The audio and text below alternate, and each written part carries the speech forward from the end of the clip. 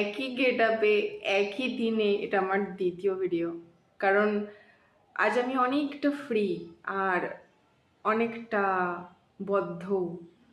Free এই কারণ বাড়িতে আমি একা আছি, ভিডিও করতে পারি, পড়াশোনার অত চাপও নেই। আর বদ্ধ এই কারণে আমার চিন্তা ভাবনা, চারিদিকের পরিবেশ, সেই সমস্ত চাপে আমি বদ্ধ।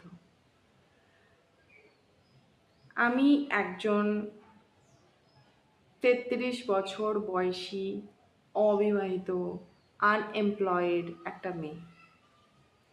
আনএমপ্লয়মেন্ট আমার প্রথম থেকে ছিল না। আমি 7 বছর প্রাইভেটে জব করেছি। তারপরে কিছু সিচুয়েশনস আসে যার জন্য আমাকে চাকরি ছাড়তে হয়। আর আমি ডিসাইড করলাম যে আমি প্রাইভেটে না গিয়ে প্রাইভেটের মায়া ত্যাগ করে আমাকে গভর্নমেন্টের জন্য ট্রাই করা উচিত।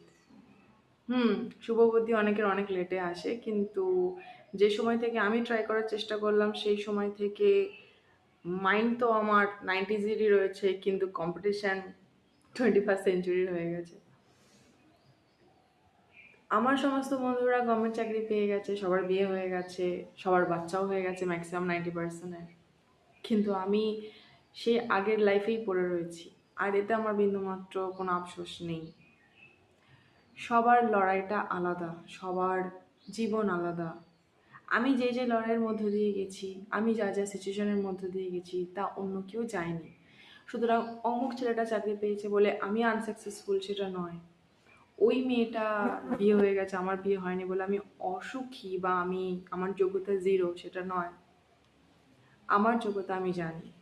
একটা মানুষ যখন 2-3টে মানুষের দায়িত্ব নিয়ে বসে থাকে আর তার প্রাণ বাঁচানোর জন্য যখন দৌড়ে দৌড়ে ঘুরে বেড়ায়, যখন নিজের সর্বস্ব চিন্তা ত্যাগ করে, নিজের সমস্ত স্বার্থ ত্যাগ করে সে নিঃস্ব হয়ে যায়, তখন সে নিঃস্ব হয়েও কিন্তু তার যোগ্যতা অনেক উপরে উঠে যায়। আর সেই যোগ্যতায় আমি যোগ্য। আমি স্বার্থপর হতে পারলে সব ছেড়ে ছুড়ে দিয়ে যে কোনো সময় এখন অন্তবে বিয়ে করে বিদেশে চলে যেতে পারি। কী দরকার আমার এখানে থাকার? কিন্তু আমি পারবো না। এক, আমি আমার দেশকে ভালোবাসি। দ্বিতীয়ত, আমি আমার পরিবারকে ভালোবাসি। তৃতীয়ত, আমার নিজের প্রতি বিশ্বাস আজও আছে। সবারই থাকা উচিত।